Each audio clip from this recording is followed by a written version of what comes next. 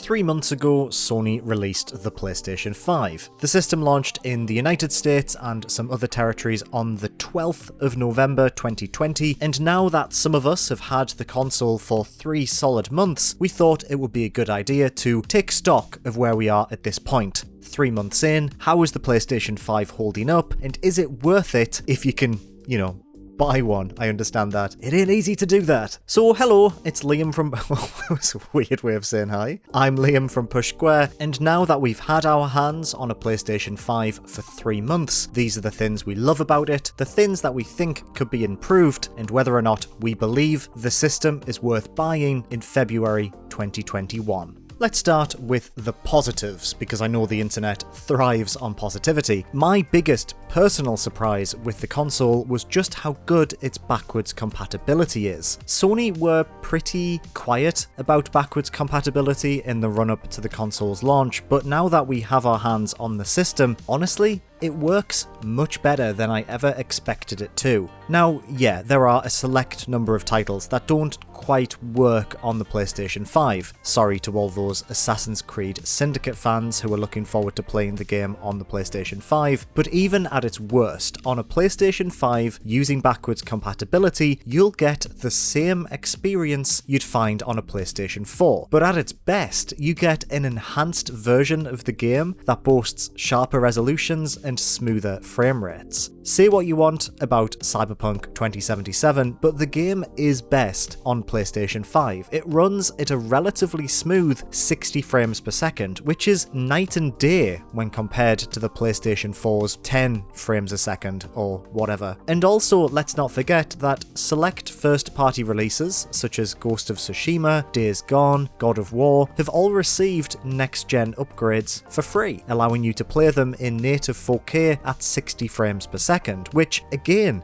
looks incredible on Sony's new system. It's like playing completely new versions of these games for free. Backwards compatibility on the PlayStation 5 is really solid. It's a shame it doesn't extend to PlayStation 3 or older systems, but it is the perfect place to play the majority of PlayStation 4 games. Next, we have the DualSense controller, which is a wonderful piece of hardware. It's ergonomic, it just feels great in the hands, the buttons feel good, the triggers feel good. Simply playing games with the DualSense feels so much better than it did with the DualShock 4. Not to say that the DualShock 4 was a bad controller, not by any means, but the DualSense just feels so much better to play games with. And although not a huge number of games use the adaptive triggers or the haptic feedback, but the games that do, it really does make a substantial difference. Astro's Playroom is still the gold standard of how that tech can be used to further immerse you in the world of the game, but even in games that have a light implementation of the tech, like let's say Spider-Man Miles Morales, even though it's nothing to write home about, it still adds a certain something to proceedings that feels completely different to anything else that's come before it. Those triggers, honestly, are amazing. They really do have to be felt to fully understand what they offer. Call of Duty Black Ops Cold War might not have been the best game of 2020, but its implementation of those adaptive triggers certainly kept a lot of players coming back for more. They feel great, and I really hope that they're implemented more moving forward, not just in first-party games, but by third-party developers as well. It might sound like a bit of a gimmick, but I genuinely think that the DualSense is one of the most next-gen elements of the entire system. It just has that certain wow factor that I think new consoles sort of need to really capture the imagination of the general public. It's great, it's a really wonderful controller, and it just feels fun to play games using it.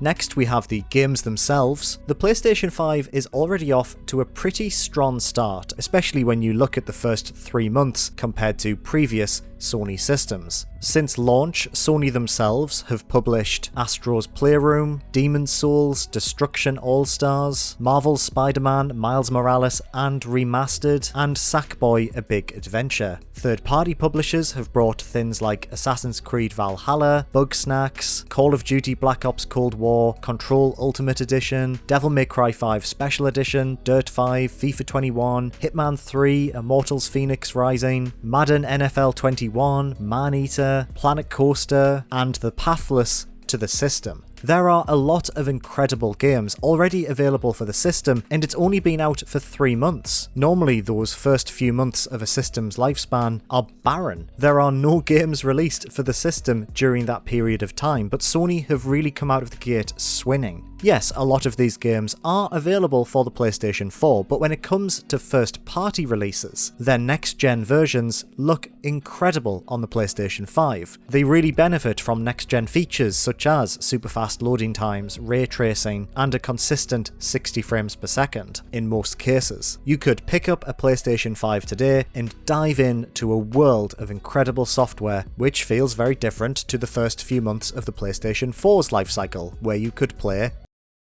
Knack. Not only that, but 2021 looks set to provide multiple incredible experiences for the system. We have things like Returnal, Ratchet & Clank Rift Apart, God of War Ragnarok, Horizon Forbidden West, Gran Turismo 7, and these are only first-party releases. We also have third-party games like Deathloop, Kena Bridge of Spirits, Resident Evil Village, and Ghostwire Tokyo. Obviously, the current situation with coronavirus means that some of these games may be delayed into 2022, but we're still looking at a slate of software launching within the next 8 months that take full advantage of Sony's next-gen system. And while we're on the subject of games, the majority of games that are releasing on the PlayStation 4 this year allow you to upgrade them to their PlayStation 5 versions for free. It really is incredible that so many titles that you might have bought on the PlayStation 4 can be enhanced to native versions on the PlayStation 5. Playing Assassin's Creed Valhalla on a PlayStation 5 is a very different experience to playing it on a PlayStation 4. We've never seen this happen between generations before. Normally a game would release on the previous generation console and the next generation console at the same time, and you would just buy which version you wanted. You certainly wouldn't have access to both by just purchasing one of them. And I think really we should be celebrating this because it's a very consumer-friendly program that everyone benefits from. Moving on to PlayStation Plus, Sony's subscription service has had a very strong start on the PlayStation 5. Since the console's launch, Sony have given away a PlayStation 5 game as part of the subscription service. Players have been given access to brand new games such as Control Ultimate Edition, Destruction All-Stars, and Bugsnax, and they were also given Maneater on PlayStation 5, which is the kind of game that thrives on PlayStation Plus. Many people would have overlooked it, but thanks to Sony's subscription service, they've been able to experience it for no extra cost. And Sony have also been giving away 2 PlayStation 4 games every month as well, which are playable on the PlayStation 5 thanks to backwards compatibility. But best of all, Sony are still giving away what they refer to as the PlayStation Plus collection. 20 or so of the best PlayStation 4 games playable on the PlayStation 5 and included as part of your PlayStation Plus subscription. God of War and Days Gone are both part of that, and they're enhanced on the PlayStation 5. The value proposition of that alone is incredible, and if you have a PlayStation 5, I really do encourage you to sign up to PlayStation Plus. It's absolutely worth the money, and I can only see it going from strength to strength over the coming months and years. And finally, we have fast loading times. Thanks to the system's built-in SSD, games load so quickly on the PlayStation 5, and it really does make such a difference. I've been playing through a lot of Hitman 3 at the moment. A game where, if you're bad at games like I am, you have to save it a lot and reload because you keep making mistakes. Thanks to the SSD, dying or having to restart takes seconds, compared to maybe 30 or 40 seconds on the PlayStation 4. And that honestly feels like a complete and total revolution. Loading in a level in Sackboy takes seconds. Getting into Spider-Man Miles Morales takes seconds. The PlayStation 5 removes the barriers between you and play, and that is the biggest next-gen feature the PlayStation 5 offers. It really does feel incredible, and going back to the PlayStation 4 after playing games on the PlayStation 5, the loading times feel archaic. Yeah, the PS5 has loading times, but not as long as they are on PlayStation 4, with the exception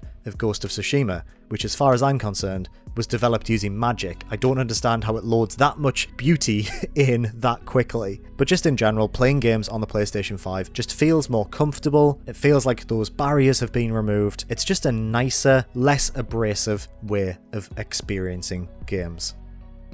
Now, let's talk about some things that we'd like to see changed or fixed. For starters, activity cards. These are the system level cards visible when you press the PlayStation button that allow you to jump into certain missions or do activities within your games. They haven't been adopted by everyone, which is a bit of a shame. I don't know whether or not the overhead for a developer to implement these is a bit too high. Maybe there's just not much reason to use them. I must admit I haven't used them a lot in some games. I'd like to see them implemented a little bit more because I think they would offer a lot to a player who might not know what they want to play. They just want to jump into a mission or a playlist in a game, but as it stands, they feel a bit tacked on, and as a result, I guess they feel a bit pointless, which is a shame.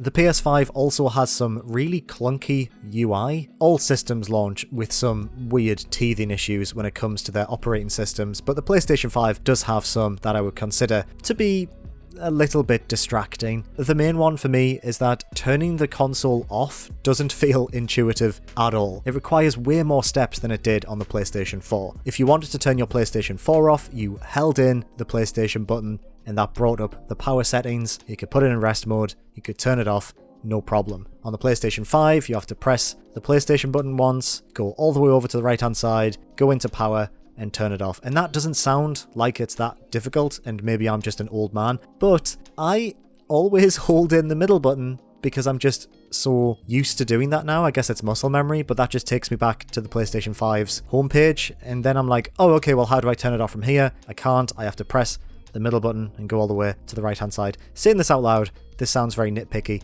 and I think that's probably more indicative of how few issues the PlayStation 5 has when it comes to its UI, but that does bother me. I don't know why. Maybe I'll just get used to it. Who knows? Also, the notifications go over the clock and user profile settings. This bothers me as well. You press the PlayStation button to see what time it is, something gets in the way, you have to wait a few seconds. Again, saying this out loud, am I just impatient? Maybe I have a lot of self-reflecting to do after I finish recording this video. There are some hardware issues as well. A lot of people have recorded a coil whine problem in the PlayStation 5 where it just sounds weirdly loud. Some people experience issues with constant crashing, and it was reported this week that DualSense drift is an issue. Controller drift is where the controller believes that you are moving the analog stick and will record that as an input when you're not even touching the sticks at all. This is a major issue on the Nintendo Switch with its included Joy-Cons. It has been for a long time now, and worryingly, it seems that the DualSense can suffer that same issue. Now, these reports are very fresh. It might not be a widespread issue. There are always hardware issues when a new console launches. However, that being said, it still sucks, and it's an issue that Sony are going to have to resolve. And the main issue with the PlayStation 5, one that I know many of our viewers are struggling with all the time, it's that you can't buy one. Stock scarcity for the PlayStation 5 has been ridiculous. Retailers will get an allocation and it'll disappear in seconds. Scalpers will buy thousands, and these shops seem powerless to do anything about it. Many people are doing nothing but just staring at stock allocation websites or Twitter accounts and getting up at ridiculous hours to go on Amazon just to try and buy a console. I wish I had an answer to the question of when will the PlayStation 5 be available more widespread, but honestly, I have no idea right now. I can only assume that coronavirus has really hit the manufacturing industry and Sony can't make enough consoles to satisfy this overwhelming demand. It will happen. Maybe this year, hopefully this year, we'll find that enough PlayStation 5s are shipped around the world that people won't have to rush and queue for ridiculous amounts of time just to try and get one. But as it stands, the biggest issue with the PlayStation 5 in February 2021 is that you can't buy one, and that isn't very fun. Some people just want a PlayStation 5, they can't get one. Hopefully that will be resolved sooner rather than later. Okay, let's wrap this up. 3 months in, is the PlayStation 5 worth it?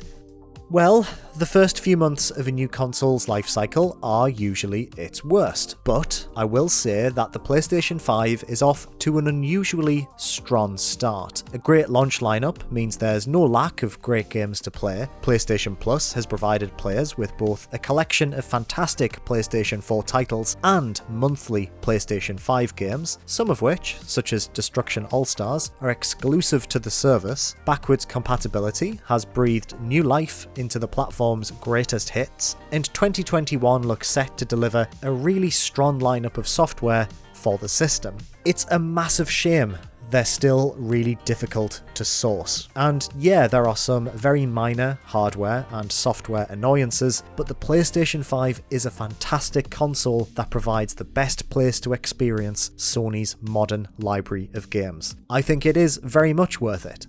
I think it's a sound investment, one that is immediately exciting and is absolutely worth your money. So thank you very much for watching. Do you own a PlayStation 5 and are you enjoying it 3 months in? Let me know in the comments below. If you enjoyed this video, please do consider giving it a like and make sure to subscribe to Push Square for everything PlayStation. Thank you as always for watching.